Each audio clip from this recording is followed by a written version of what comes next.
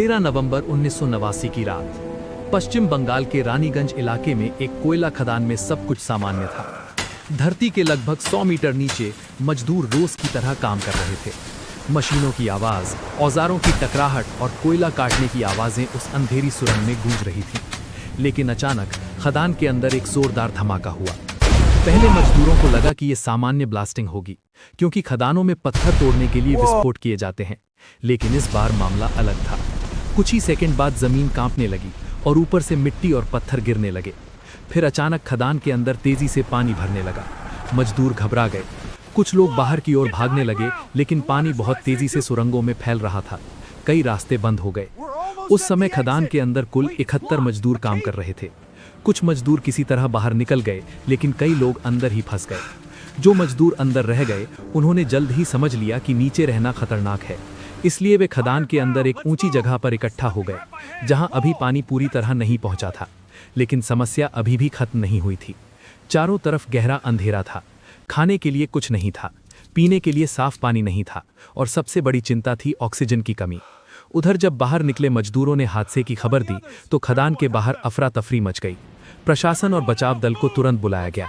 मजदूरों के परिवार भी वहां पहुंचने लगे और सभी को अपने प्रियजनों की चिंता सताने लगी। जब रेस्क्यू टीम ने जांच की तो पता चला कि खदान के अंदर जाने का मुख्य रास्ता पानी और मलबे से बंद हो चुका है।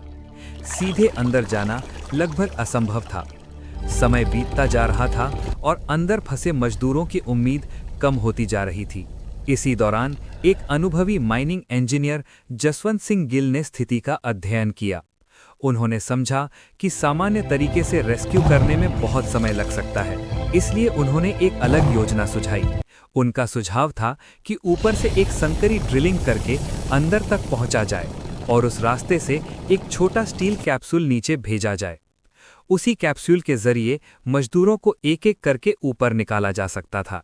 ये योजना जोखिम भरी थी, लेकिन यही एक रास्ता बचा था। ड्रिलिंग शुरू की गई और कई घंटों की मेहनत के बाद एक संकरा रास्ता बनाया गया। अब सवाल था कि उस कैप्सूल में बैठकर नीचे कौन जाएगा। तभी जसवंत सिंह गिल ने खुद आगे आकर कहा कि वे नीचे जाएंगे। एक छोटा स्टील कैप्सूल तैयार किया गया।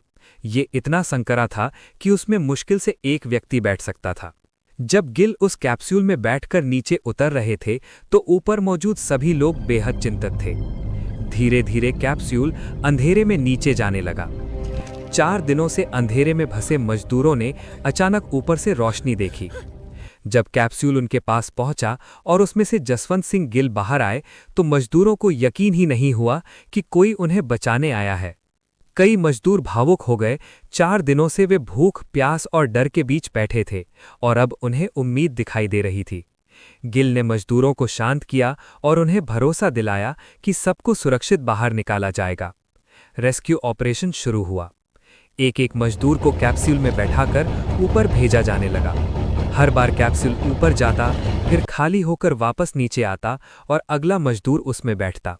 ये प्रक्रिया धीरे धीरे चलती रही। जसवंत सिंह गिल नीचे ही रहे और मजदूरों का हौसला बढ़ाते रहे। कई घंटों की मेहनत के बाद आखिरकार 65 मजदूरों को सुरक्षित बाहर निकाल लिया गया।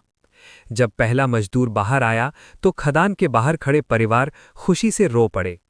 दुर्भाग्य से 6 मजदूरों की जान नहीं बचाई जा सकी, लेकिन अगर ये रेस्क्यू ऑपरेशन नहीं किया जाता तो शायद कोई भी मजदूर जिंदा नहीं बचता। जब इस घटना की खबर पूरे देश में फैली, तो हर जगह इस साहसिक मिशन की चर्चा होने लगी। जसवंत सिंह गिल की बहादुरी के लिए भारत सरकार ने उन्हें शौर्य चक्र से सम्मानित किया। ऑपरेशन रानीगंज आज भी भारत के सबसे साहसी रेस्क्यू मिशनों में गिना जाता है। ये कहानी हमें याद दिलाती है कि कभी-कभी एक इंसान का साहस दर्जनों लोगों की जिंदगी बचा सकता है।